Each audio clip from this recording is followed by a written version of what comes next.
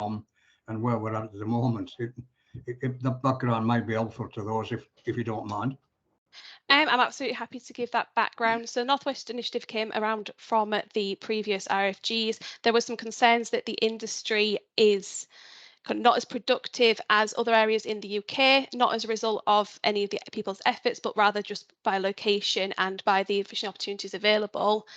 As part of that, NFFO and Seafish got together with the MMO and looked at hiring a consultant who would be able to look into that area, look into the Northwest as a whole, and kind of analyse all the different elements that contribute to this difficulties, and kind of the different elements that really contribute to Northwest being so diverse in of itself in the fishing opportunities that are across the coast.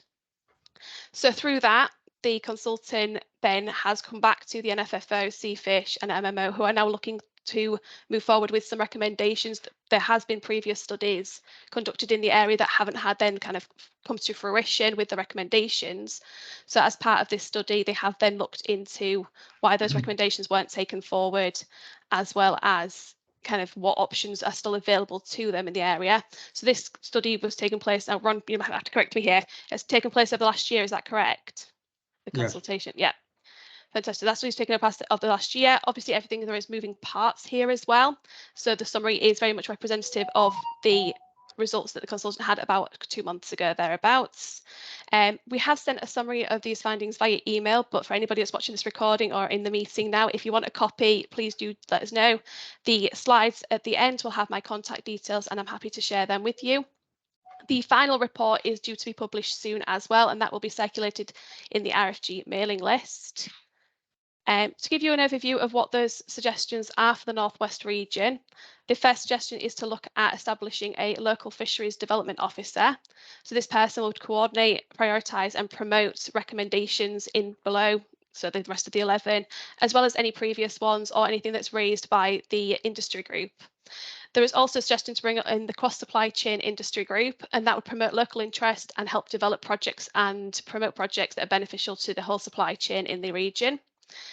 A study on road transport and logistics solutions for efficient and cost-effective access to markets.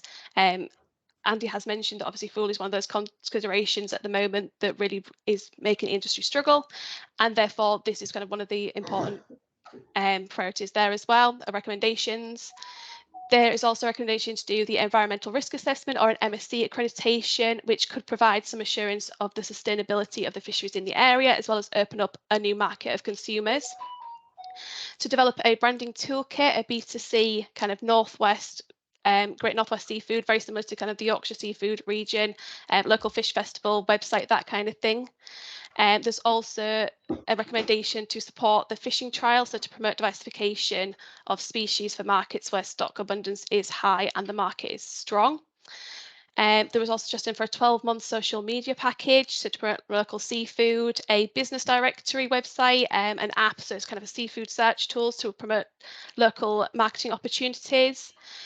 The ninth suggestion was a 2-day workshop, want to sell your own catch workshop, run by successful community support fishery groups and look into direct selling models. So this would include practical advice on legislation, food safety and basic processing. They would want to investigate the scope and feasibility of a remote auction at Fleetwood, Grimsby, Plymouth, or perhaps Bricks and Clock auction. Those were kind of the suggestions within the report. Promote and help locals with better access to the fish and seafood scheme funding and also wider grants funding. And then finally, last but not least, support the development of some bait freezing facilities as a new means to selling underutilised species, or where perhaps the transport costs outweigh the market price that we're looking at place and raise. So far, since that draft report was released, the NFFO, Seafish, MMO and DEFRA have met a couple of times. We've made contact with a few people within the industry and the local supply chain to begin setting up that cross-supply chain industry group, which was the second recommendation. We've also started early work in developing and defining the role of the development officer and where those key priorities should lie, so those key recommendations that they should be focusing on. At the same time, as these bits have been ongoing, DEFRA has also recognised the value of having people in place to offer expertise in promoting and supporting access to grant applications. So they're currently exploring the options to potentially fund some of these people to deliver support for FAS funding. So that would relate to the 11th suggestion on the last slide. So our next steps is to finalise the job description and for the development officer and for the main priorities of this role. We're hoping to do that on the meeting on the 23rd of August. So this is where I kind of come to the RFG group and to any of you that are watching this recording. If anybody would like to volunteer and have a direct impact within this, please do get in touch. We really want you to have an active role in developing this. We want to make sure that these investments are spent in the way that everyone in the North West region can be satisfied with. And we're looking to make sure that every area is covered and make sure that everybody's represented in a cross supply chain group. So at the moment, we currently have Patrick from Fleetwood Market joining us. We have Mark from B&M Fishing, and then we have our own Ron here, who's also supporting the fishers in Whitehaven and offering feedback to those in Maryport and Barrow. Obviously, we're not all fully represented there, so if there's anybody who would like to volunteer going forward, we'll also be in touch via email to ask for any volunteers. Does anyone have any questions?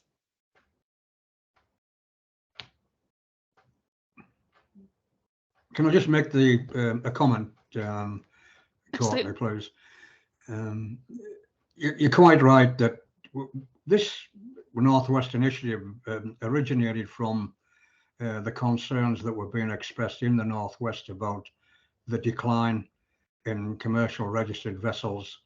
And we know that from the investigations that from 2009 till 2020, there's probably been 50% of registered and licensed vessels that have disappeared, and equally the same percentage of that of processors.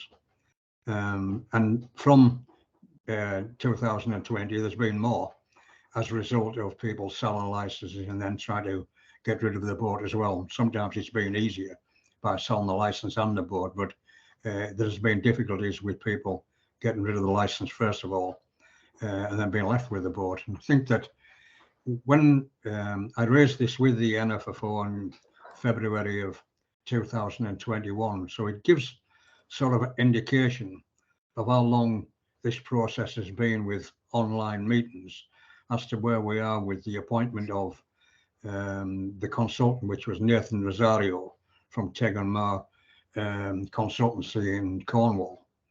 Nathan had been involved in fishery consultations over many years and with different species and with different operators. I think the difficulty we had in the Northwest was trying to bring everybody together. And fishing is notorious for being very much individualistic because of the very nature of the business and trying to make a living. Vessel owners do what they believe is the best thing for themselves, and that's quite right and properly so.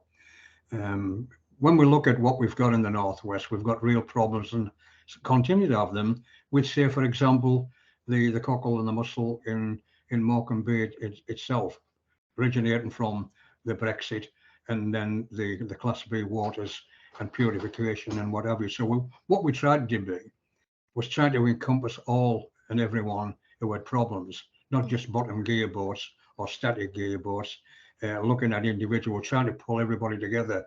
And that is most likely to be one of the roles that the Fisheries Development Officer would have to undertake once we define, as you say, the terms and conditions. Out of sort of all the recommendations, there are some which are really pertinent to the Northwest.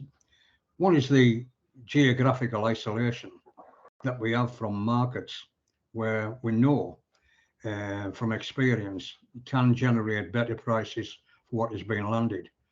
The problem is, again, identified in the terms and of the recommendations, is that it isn't easy and cheap to be able to get them from where we are down into, the southern parts of the country, whether that's Lowestoft, Brixham and what have you. It's awfully painfully financially trying to get anything away in small numbers. And that's one of the problems that we've got. It's the effort that generates that. So ideally we were looking at, is it possible to have a hub? And I looked at that, and other colleagues looked at that. And by the way, I consult with Maryport, Barrow-in-Furness, Fleetwood, and I sent the recommendations on to them and the report, letting them know what was happening and sending out to our own people.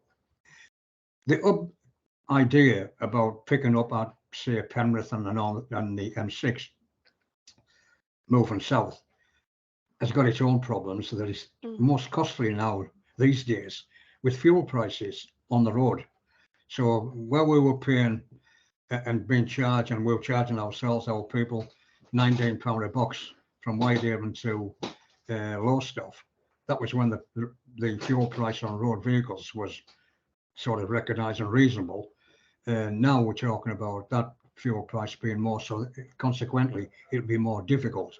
The second point I pointed out to Nathan was getting our stuff to the hub, say at Penrith. There's a problem of getting your boxes back, and you have to come back to collect them. So you're getting caught again with costs that are add-ons to what we've been used to in the past. So we were concentrating on, was it possible, always recognising what is landed, whether or not some kind of purchase and buying power here in the northwest, would save the transportation costs and also the second commission that's charged at Brixham, Lowestoft, and anywhere else. So, we recognise that this is not going to be an easy road for any person who undertakes that particular role. But at the same time, doing nothing is not an option. So, there are two or three points there that, we can pick up on and say, these are our priorities. And hopefully that colleagues who are not present today because they might be at sea and what have you, will be able to make contributions where we can pull something together. And we do, as you have said, we have agreed to meet the buyers, and I think they've welcomed that. Certainly Midlands at Fleetwood have said they would like to meet, and that will take place on the 23rd, and also Mark Merrick from AM Seafoods, because of the whelk development situation in the northwest as well. So we're not trying to exclude anybody. We're trying to be as inclusive as possible and make sure that if people have got problems, we want to hear what they are. Sorry very for well being said. so long-winded about that. Very well said. Thanks very much, Ron. Stephen.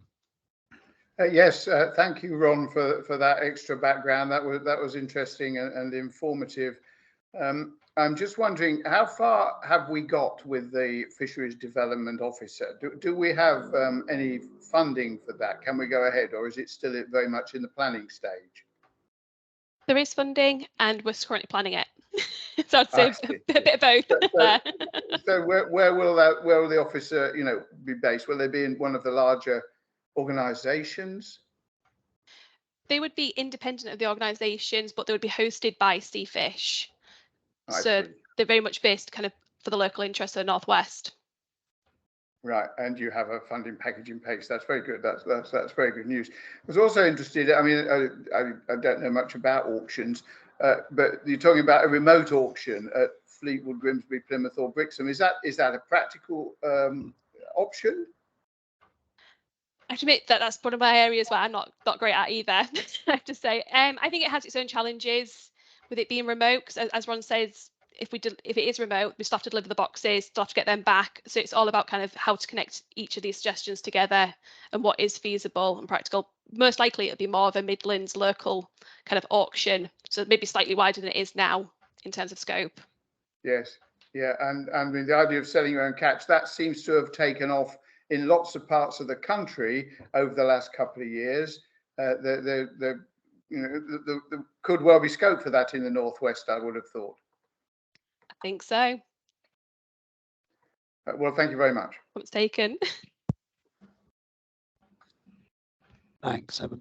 So I see, whilst that presentation and discussion were ongoing, Phil has joined us. So Courtney, can I just check, will you be sending the slides? I will be sending the slides around, yep, and they'll be come out with the notes as well. Okay, Thank brilliant. you. Yeah, I don't seem to have picked up the report. Can I get a copy sent as soon as Yep, I'll get possible? that done this Thank you. afternoon. Thank you. Brilliant. Thank you, everybody.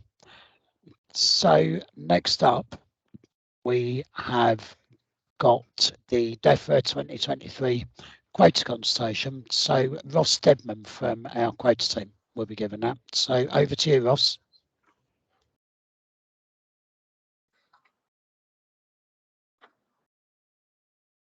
Ross, you're on mute.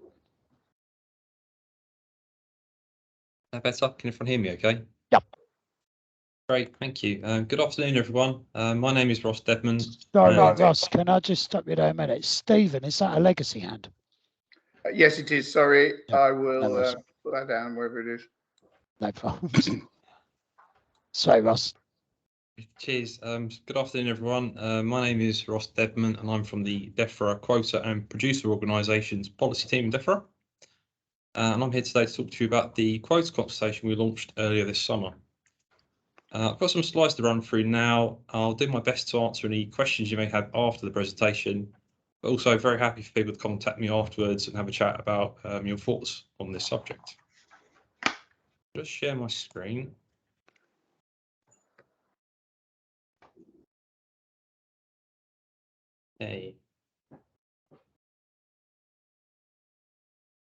Okay, so as you'll all be aware, the UK secured additional quota from leaving the EU, and we've since been negotiating as an independent coastal state with other countries like Norway and Faroes on fishing opportunities. So earlier we made a commitment to look at allocating additional quota in different methodology. And 2 years ago, we consulted on this same subject and we looked at implementing new methods that have been in place for 2021 and 2022. We said we'd keep this under review as we adapt our new status as an independent coastal state, which is what this consultation is about, building on the work done previously to look at how we've allocated additional quota so far and how should we look at allocating it in the future. So just to be clear, this consultation is about additional quota. It's not about our existing quota share we had while we were an EU member state that continued to be allocated on the basis of FQA units. So the first part of the consultation is at UK level quota. So it's about how do we apportion or split this between the UK fisheries administrations. And what we think is important to recognise here is that quota is a zero-sum game. So where we give it to one person, it means another person doesn't receive that quota. We recognise there may need to be compromises. So for 2021 and 2022, we used the hybrid method to apportion our additional quota. This was based on 90% track record, so what vessels landed, and 10% zonal attachment, so where the landings were made. And this was done really to ensure fishing opportunities were distributed fairly across the UK and that active fishing benefited from the additional quota. We made some exceptions to this as for Wales, for example, to account for the land obligation. In terms of what this consultation is looking at, we've included the same apportionment methods again, as we still think they're valid methods, so track record, zonal attachment, or a hybrid. There's some questions in the consultation about what reference period we should use for a track record, whether that should be different, or whether we should change the hybrid method and show more weighting, for example, towards track record or zonal attachment. So in addition to seeking views on what method we should use, we're also asking a question as to how long this method should be in place for, whether we should continue to do it annually or whether we should look to put something in place for a number of years. We're also asking questions about what further limited exceptions we could or should make to account for things such as mitigating choke risk in different fisheries. The next part in the consultation we're asking questions on, I realise this may not necessarily be of direct interest to everyone on the call. It was around inward transfers from international negotiations. So the UK secured inward transfers of quota from deals reached with Norway and the Faroes this year, And for stocks like Norway, hake and anglerfish, we allocated these or apportioned them using historic stock codes. And we're asking some questions in there about how should we treat these stocks in future? How should they be apportioned?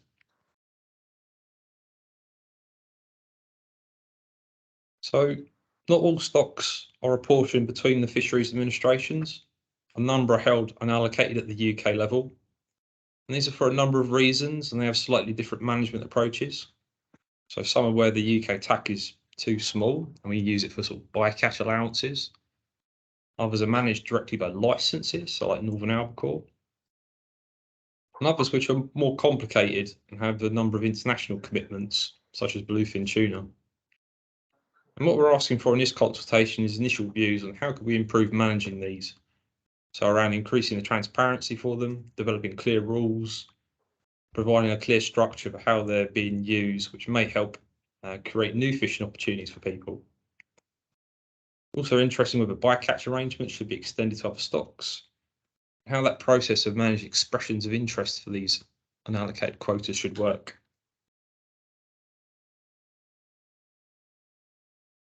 There's some other areas of potential review at the UK level we're asking views on. So one is around allocation of banked quota. So currently this is done on an index basis. We're asking views about whether that should be changed. We're also seeking views on underpinning. So this is one of the methods of quota being allocated to the non-sector. It's based on a track record of what vessels caught between 1991 and 1993. And it hasn't been reviewed in the 20 odd years since it was introduced. So we're asking questions there about what should we do with underpinning. And also anomalous quota stocks. So things that aren't managed exclusively by FQAs and other approaches. And how should we be treating those? Important to say with all of these, we'd come back again with more detailed proposals before we make changes. And at this stage, we're really just seeking initial views. Second part of the consultation is about England and the Crown dependencies. So we're asking views on how should we then allocate our additional quota in England. So in 2021 and this year, we've distributed it using a three-step approach, which led to a substantial uplift for the non-sector. So what we did following the last consultation is we looked at which stocks are important to each of the three fleet segments. So the sector, the POs, and two non-sector pools. And then we distribute between those different fleet segments based on our assessment of their capacity to catch them. And then finally, the sector or the PO share of that quota was allocated based on FQA holdings. So what we recognised from the last consultation and what we've heard in feedback from industry is that the non-sector need more time to adapt to the increase in quotas. So what we've decided to do is to keep the first two steps of that approach the same, so the split between the sector and the non-sector, but we'll keep that under review. And in this consultation, what we're asking views on is the third part of that, and how do we allocate that quota to the sector, the POs. So some of the options we've included in the consultation are looking at track record, so based on what vessels landed. We're also asking views on tendering. So this would be where POs tender for additional quota by putting forward a fishing plan. And the fishing plan would be based on different criteria, for example, around social, economic and environmental criteria. Finally, we could also look at developing an auction system, so inviting POs to bid for additional quote for an auction. This wouldn't necessarily only go to the highest bidder, so we could have different eligibility criteria for different sorts of auctions. We could have multiple lots, so for single or mixed stocks. They'll provide lots of different opportunities to different groups. Finally, we're seeking views on the reserve quota and discards. So the reserve quota is the uplifting quota received in England to account for the land obligation being introduced way back in 2016. And we are seeking views on how we should best use this now for next year and beyond. So we could continue the current approach, which in the last couple of years has been allocated to the non-sector pools and to the sector based on FQA holdings. We could look at doing something again around trials for vessels and POs to receive that quota. We could look at something where we withhold a reserve quota to help account for estimated discard rates in different fisheries. Appreciate there's quite a lot in there. Here's some details on where to find the consultation, how to respond to it. And it's due to close on the 19th of September, which is just under 6 weeks from now. Happy to take any initial questions people may have. But failing that, I'm very happy to speak to people afterwards if they've got any views. Thank you. Ross, I just wonder if I could ask, I'm not sure whether you were at the last meeting online at Summer Grove. There was some reference at that last meeting on the 10th of May regarding capped licenses perhaps being relaxed. Was there anything came from that? So thanks very much, Ron. We're actually going to be talking about that during the presentation on quotas, and Katie. Right.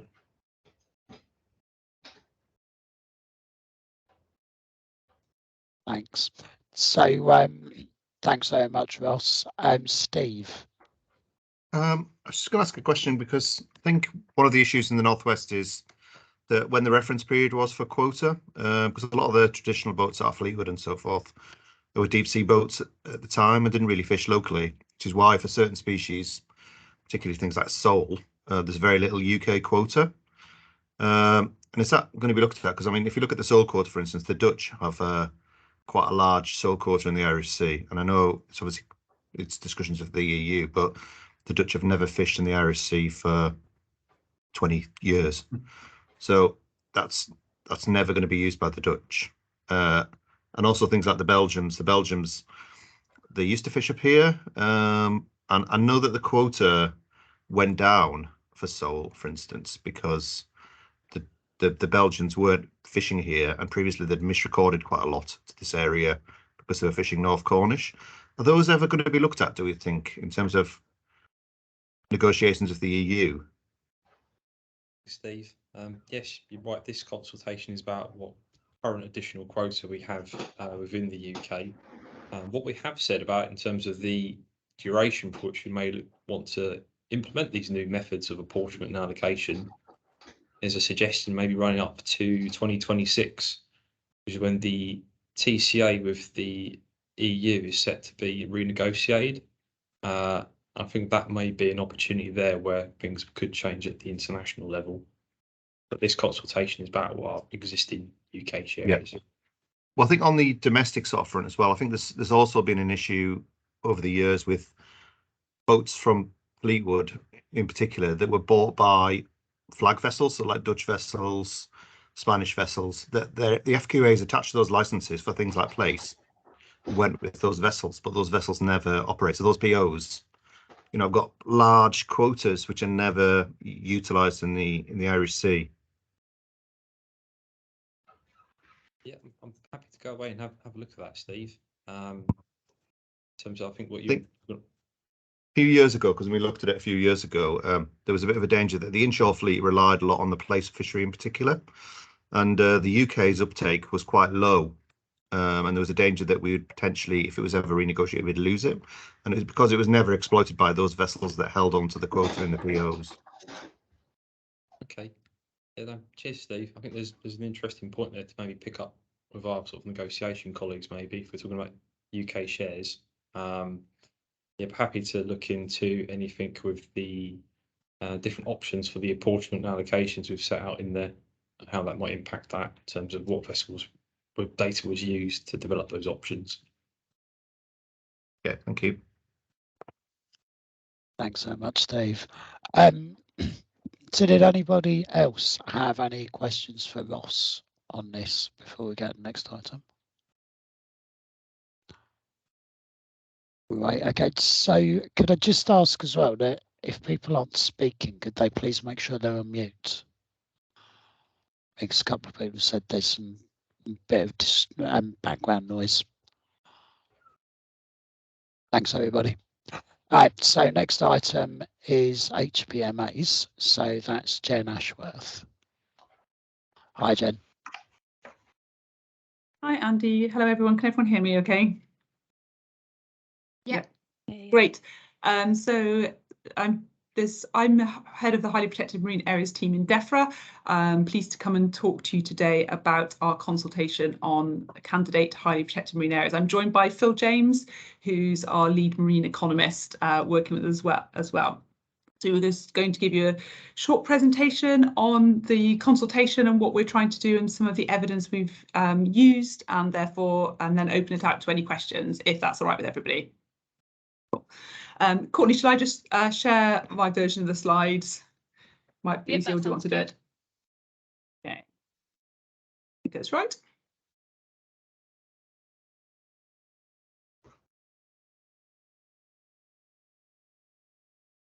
Right. Hopefully everyone can see that presentation. Got it. Great. So first of all, we wanted to just make sure everyone was clear on what are highly protected marine areas. And it's another tricky acronym, but what highly protected marine areas are is they're supposed to be areas of the sea that are our highest level of protection in our waters. They're supposed to really allow nature to recover to a more natural state, and therefore that protection and recovery of marine ecosystems. In order to achieve that level of protection, the intention is that they should prohibit all extractive, destructive and depositional uses, but they should allow non-damaging levels of other activities such as recreational activities. In a kind of difference to the existing marine protected areas, highly protected marine areas would take a whole site approach, and that would mean instead of just protecting specific features, they would protect everything within the site, including the whole seabed, the water column and the sea surface. And government committed to introduce these highly protected marine areas in its response to the Bennion Review into highly protected marine areas that was published in 2020. So what we've been doing is trying to meet that government response. So we've been trying to identify some candidate highly protected marine areas in order to pilot highly protected marine areas. And this piloting phase of highly protected marine areas really aims to improve our understanding of marine ecosystem recovery, how to best monitor and manage HPMAs, suitability of the legislation and what effects they are actually going to have on sea users and coastal communities. When we talk about the fact that it's a pilot process, we do need to be clear that these will be legally designated sites, and they will be designated using the Marine and Coastal Access Act as marine conservation zones, just with a higher level of kind of conservation objective. And these highly protected marine areas, it's going to be really important to evaluate them fully. So what we want to do is we want to evaluate them to understand the process and the impacts of designation. And that's both the ecological impacts, but also the social and economic impact as well. So we launched a consultation on 5 candidate sites on the 6th of July this year. That consultation is a 12-week consultation and it will close on the 28th of September this year. The key point of the consultation is to gather this additional social and economic evidence from stakeholders, and that evidence will really influence which sites are designated as highly protected marine areas, whether any boundaries of those candidate sites should be changed, and they might be potentially changed for ecological reasons, social and economic reasons, and also to improve control and enforcement. And we also want to gather that evidence to understand and be able to assess the benefits versus the impacts. We're going to hold a series of online and site-based workshops starting in late August. And we're just firming up the dates at the moment. We'll probably have some online workshops the week of the 22nd of August, and then site-based in-person workshops the first 2 weeks in September. And we're going to use those to complement the online consultation and gather that further evidence by directly talking to people. And then after that, within 12 weeks of the consultation closing, we intend to publish a summary of responses. Because we're designating sites under the Marine and Coastal Asset Access Act, we would need to designate the sites we choose to designate within 1 year of the consultation. So that would need to be in July 2023. In terms of the process of selecting the sites, just kind of run through it here. We initially excluded areas of the sea with activities that were incompatible with HPMAs and have very fixed locations. So that included locations of ports, that included where there were existing kind of aggregate license areas or existing licensed wind farms. We then got our Natural England and Joint Nature Conservation Committee to publish some ecological criteria, and they asked for proposals for sites as well from third parties. They applied those criteria and recommended areas of search to us based on the criteria. We then worked with the MMO and the Association of IFCAs to develop some social economic criteria and then applied those criteria to that long list of areas. And that resulted in a short list of sites. And then we are now consulting on 5 candidate sites. And then I'm going to hand over to Phil to cover these next 2 slides on the analysis that we actually used. Thanks, Jen. So I'll cover the social and economic analysis. As Jen said, we applied a number of criteria to each of the sites that we were given, which met the ecological principles. It's including to understand what economic activity occurred in each of the potential sites. The same assessment was carried out for all 30 areas of search that were provided by the SNCBs to DEFRA. We, through a sort of ranking and rating process, we identified the risk of implementing a HPMA, and those sites which were scored very high or critical were removed from further considerations. In order to get to our rankings, we compared the sites internally. So we compared the 30 sites against each other. We did not compare them against the whole of the English Sea or the whole of the UK Sea. It was just within each of those individual sites. We looked at 4 activities in our analysis, which are the activities that hadn't already been filtered out. For example, we'd filtered out areas such as where aggregates are currently extracted from and have an active marine licence. These activities in our analysis included potential for recreational angling, the levels of recreational anchoring, levels of UK commercial fishing, and the levels of non-UK commercial fishing. Do you want to go to the next slide, Jen? And I'll talk in a little bit more detail about the fisheries analysis. So I'm just going to talk about the UK commercial fishing analysis because obviously that's the most interest to us. This analysis was split for over 12-metre vessels and under 12-metre vessels due to the data availability for each of the groups of those vessels. And we specifically looked at the coverage of the candidate HPMA location by fishing activity hotspot, the number of VMS pings within the candidate site over the period 2016 to 2020, the number of unique vessels fishing the location between 2016 and 2020. Now, obviously, those 3 first ones could only be done for vessels which have VMS on board. Sorry, that the unique vessels couldn't be done for VMS. The hotspot and the VMS pings could be done for over 12s. But the unique vessels, we then also looked at the average revenue dependency for those vessels which fished the area. So how much revenue of their total revenue did they get from the area? How much effort of their total effort did they put into the area?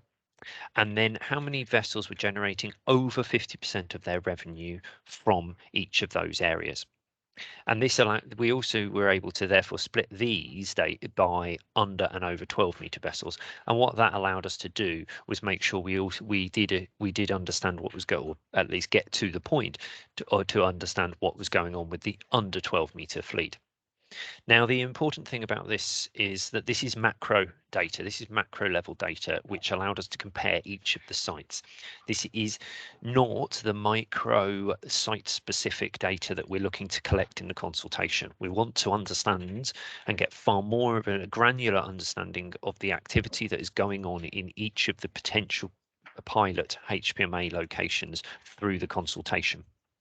So it's really important we get as much information as possible on the commercial fishing activity, and any other activity, of course, that is going on within the candidate HPMA location.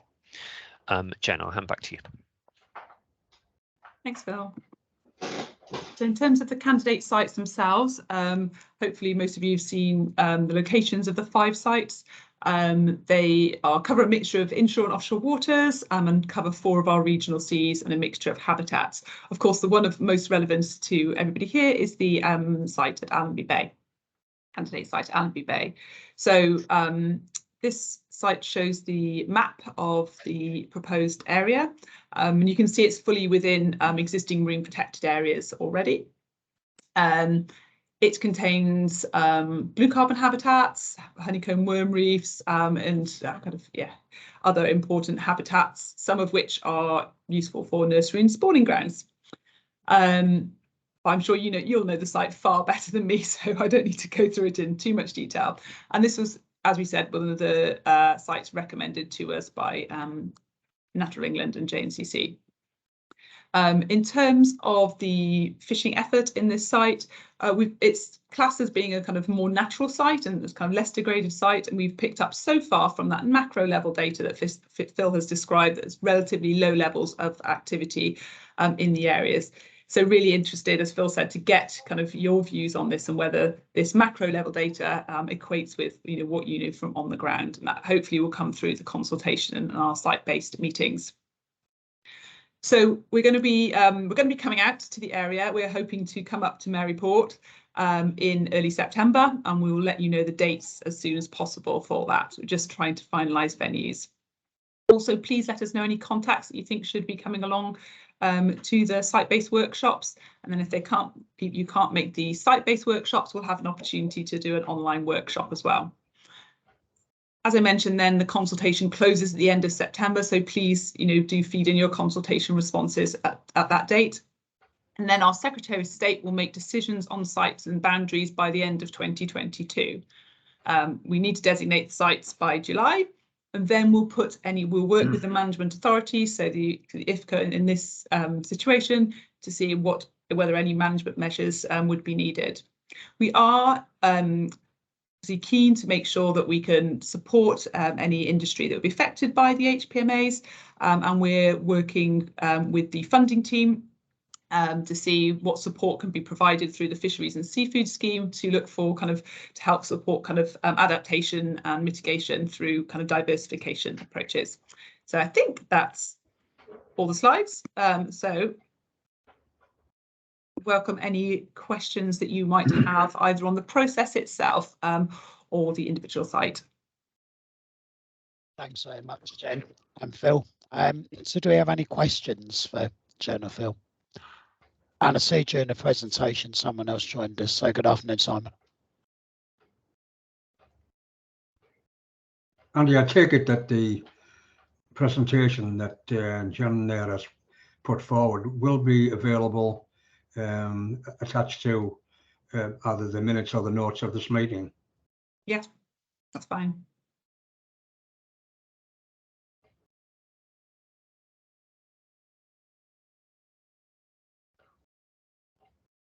Okay.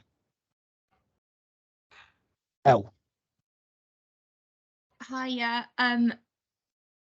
Just to say that when you do have dates and things, we're more than happy to send things out and try and get as many people, the relevant people there from our lists and whatnot. So yeah, when you do have dates, let us know and we can send something round. Brilliant, thanks. That would be excellent. I think we've worked with you on collating our stakeholder list, but we want to advertise these events as widely as possible so that people can have the opportunity to come along and talk to us and provide us with their evidence. Stephen. I'm just interested to know what level of fishing might be considered non-damaging and might be permitted, some of the lower levels of fishing. For example, do you think some bait digging will continue? It's quite a popular bait digging site. And thanks, Steve, for the question. So I think the intention is that it's non-damaging levels of activity that's not already extractive, destructive, or depositional. So it's non-damaging levels of other activities. So for any fishing activity, we don't intend that we don't believe that there would be kind of activity happening within the HPMA that would allow it to achieve its conservation objectives. So the intention is that all fishing and all construction and all dredging would not be compatible, not be allowed. And then it's the we need to make sure that kind of recreational activities are also non-damaging. So that's the non-damaging levels work. So you're saying no fishing at all, really? That's correct. And so no bait digging? That's correct. I see, yeah, okay. Even if it could be shown that those levels of fishing, types of fishing were non-damaging, for example, angling? So that's the policy position, is that there should be no extractive, destructive, depositional activities allowed within the site. Obviously, we'll need to work with the managers of the site to put in the kind of the appropriate regulations to achieve that policy position, but also recognising the kind of autonomy of the managers to make decisions against the objectives in the Marine and Coastal Access Act. Thank you.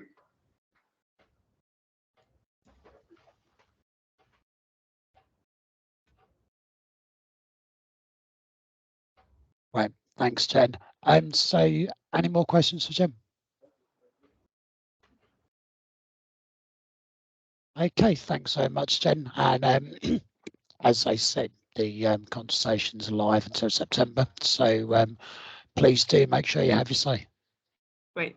Thanks, Andy. And I'll just put the our mailbox email address in the chat as well for any further questions that anyone might have. Lovely, thanks, Jen.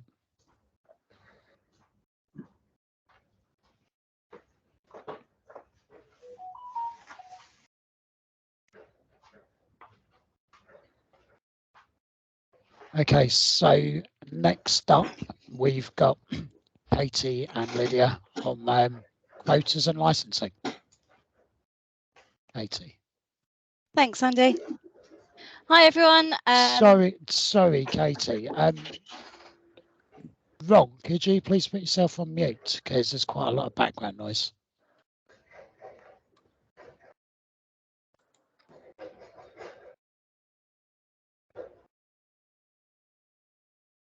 There we go. Thanks, Ron. Oh, he's talking now. I'm not sure those. So a crack on, and I'm sure he'll come in if he needs to. Most of you will know me from doing the quota presentation when we've done the RFGs. For those of you who don't know me, I'm the inshore quota manager. So I generally present some slides which advise our allocations, any stocks that I may have traded in, traded out, and where we are in uptake for the year so far, and looking at the sort of uptake going forward, really. Those slides have been sent out last week. I don't know if anyone's got any questions, first of all, was probably the best way to put it to the room.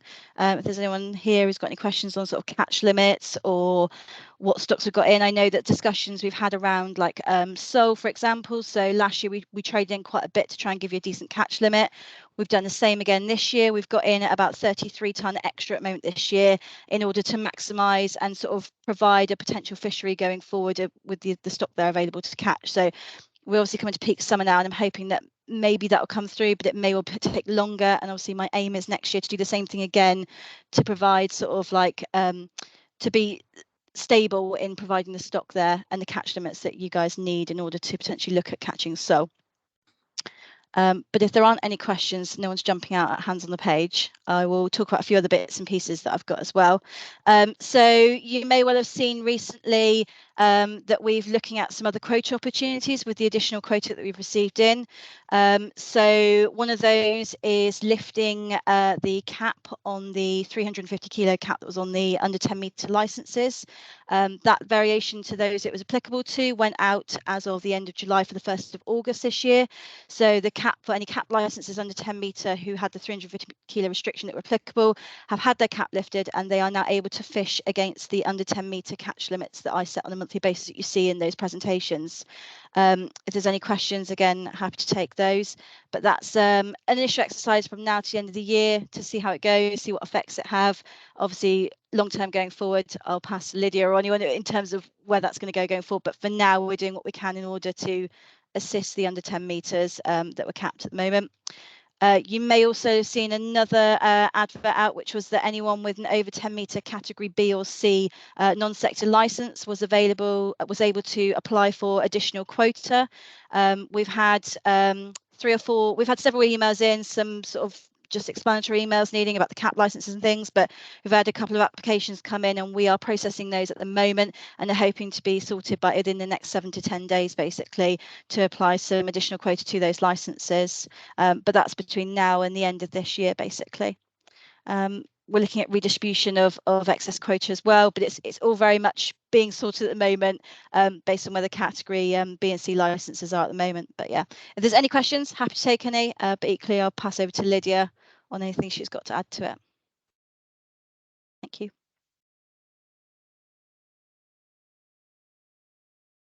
Thanks, Katie. Oh, No sorry. problem. There was Quick question. Just the cap licenses.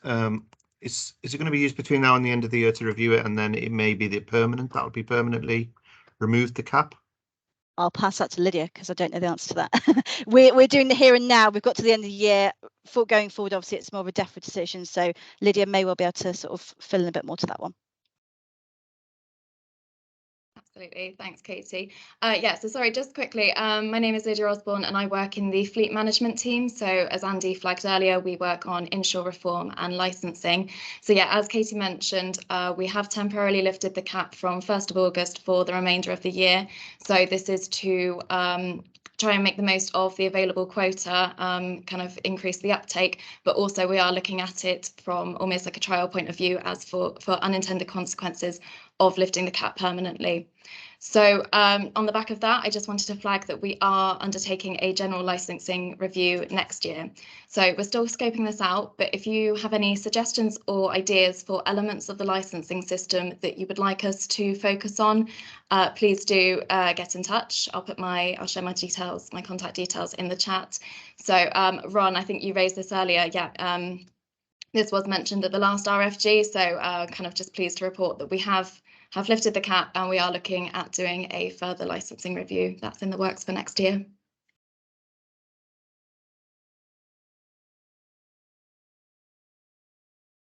Just ask again, because I think one of the problems in the Northwest was there was quite a big bass fishery, and obviously when bass was restricted, a lot of those vessels hadn't built up a track record in quota species or other things, so they were given the opportunity to target potentially quota species because of the cap. If people might have to invest in gear in order to do that, so I think there's a little bit of an issue with the fact that if somebody has to invest in gear to then potentially diversify, if it's only, it might be risky for them to do that if they don't know what's going to be happening going forward.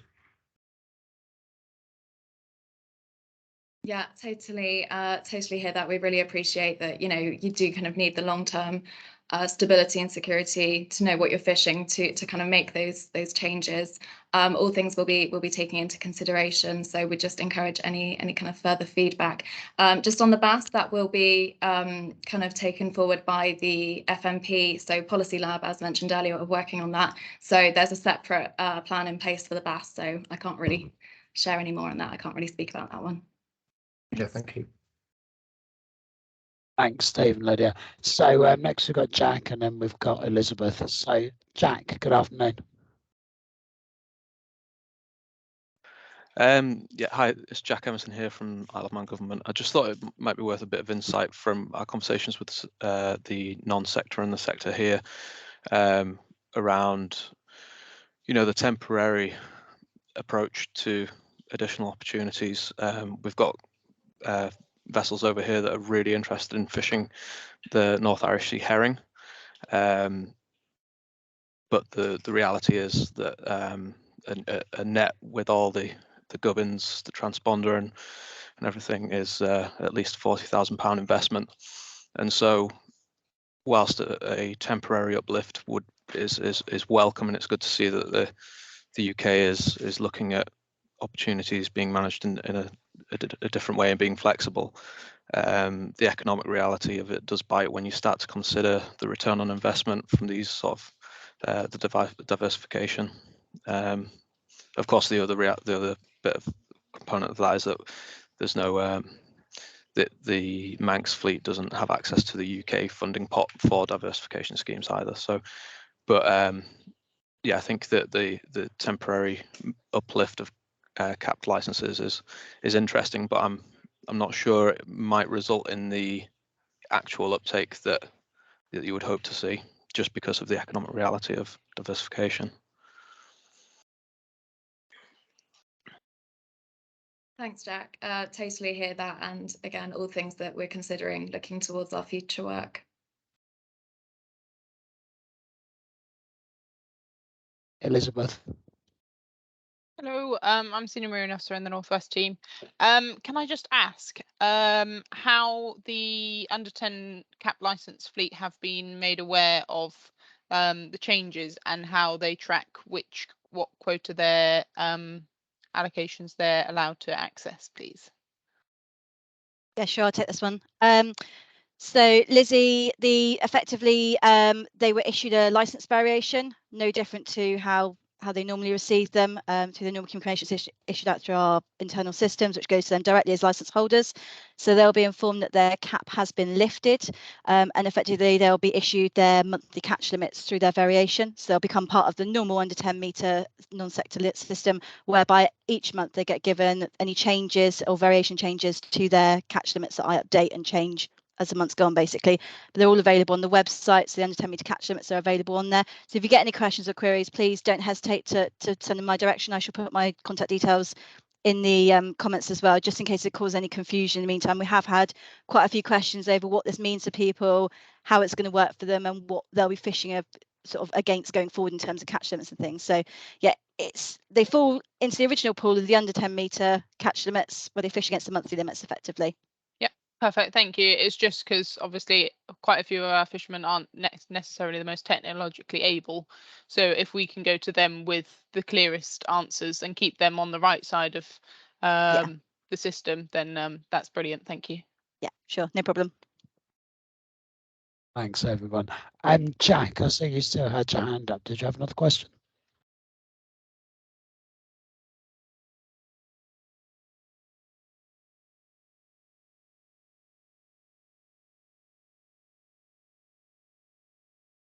Can you hear me, Jack?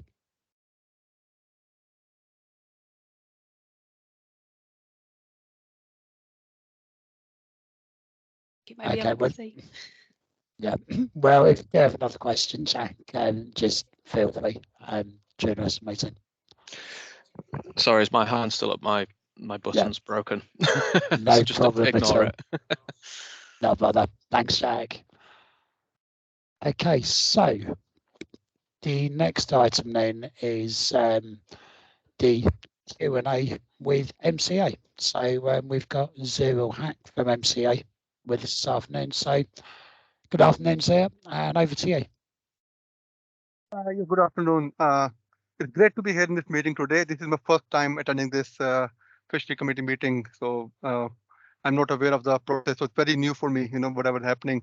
I'm a marine surveyor with Maritime Coast Guard Agency, based in Cardiff Marine Office.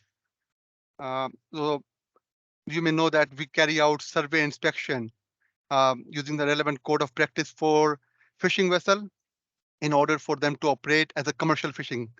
So that's what we do, just to make sure they are safe and they're complying with the requirement. Our marine office, which is in Cardiff, covers mostly the ports in South Wales, from Aberdaugh to Pembroke and Newport area.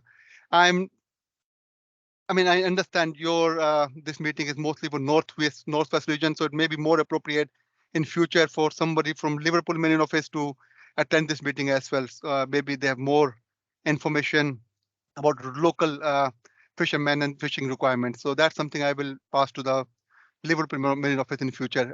From South Wales, someone from Cardiff Marine Office definitely will attend.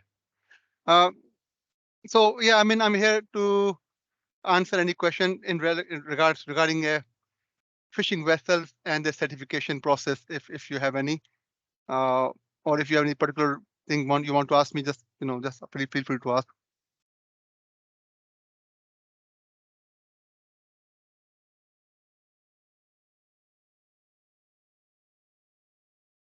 So, Courtney.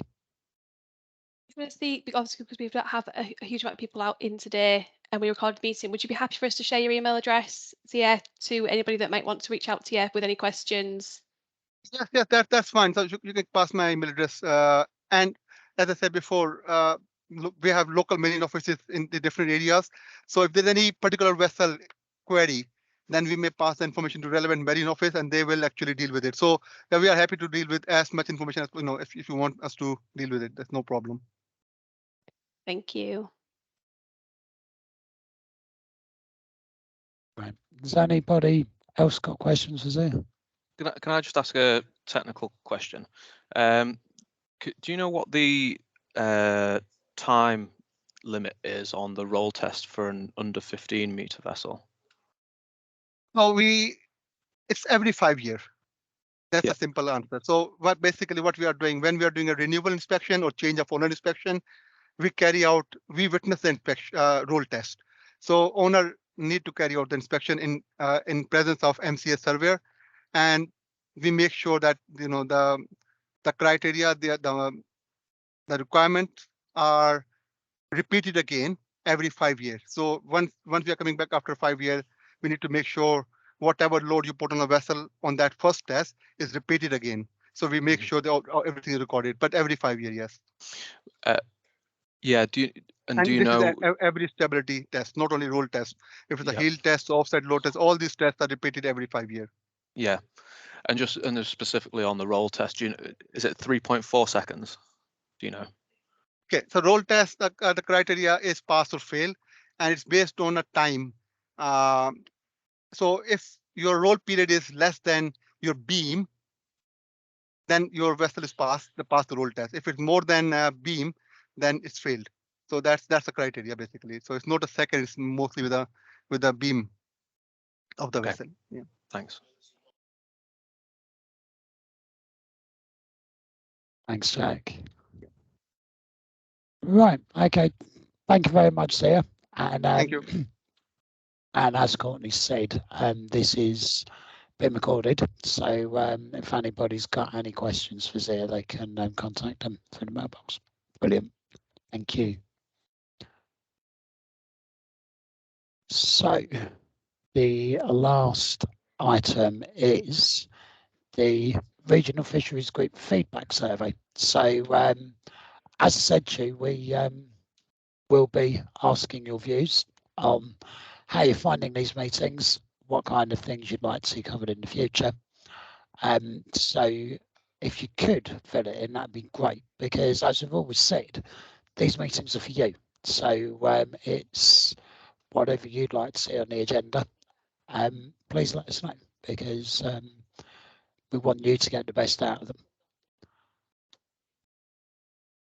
So finally, is there any other business that anybody would like to raise? Steve.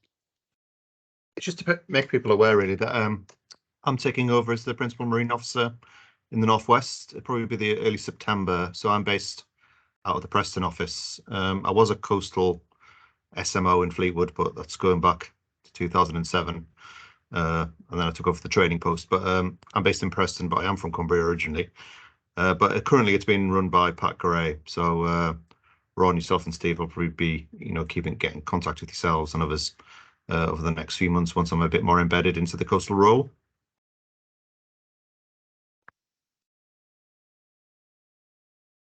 Thanks so much, Dave. Okay. Sorry, Jack, can I just check? Oh, sorry, Christina. Hello, everyone. Thank you, Andrew. My name is Christina. I am a general member for Marine Management Organization and for Northwest IFCA. I have a question related to different species of fishes and not only affected by the temperature and the climate change and sea levels. Do we take in consideration this in a possible risk management plan? Because the sizes of the species and the habitats could be affected by various factors in the last years, and including invasive species and other factors. This will affect also the stocks and the quota.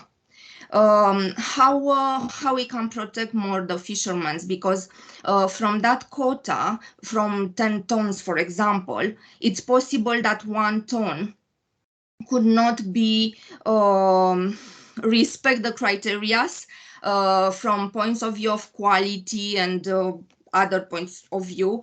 I'm taking in account also the water quality and the environment, actually, in total. So what we are planning, are we taking in consideration to have a risk management plan? Are we taking in consideration to include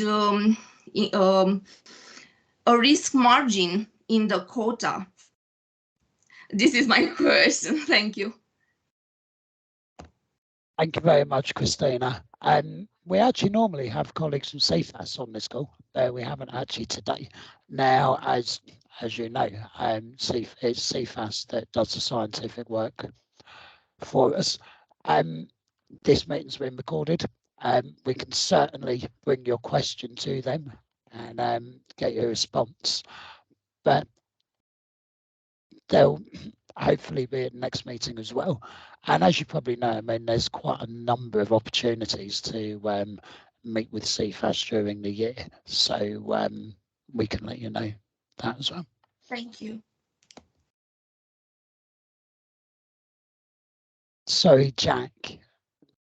No, brilliant. No, okay. Sorry, a dead hand. No bother. Steve. Sorry, it's just following on from what Christina was asking, really. It's is CFAS planning on, I don't know if they are planning on doing like stock assessments in the Irish Sea, because I don't think it's been sort of like not done over the last few years. It sort of slightly worries me that it's based on catch records, which may be a bit dubious from certain nations, and not on the actual stock assessment of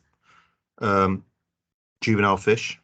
So just it's making sure that the quotas, when they're sort of like set, what is the basis of those quotas where they're set?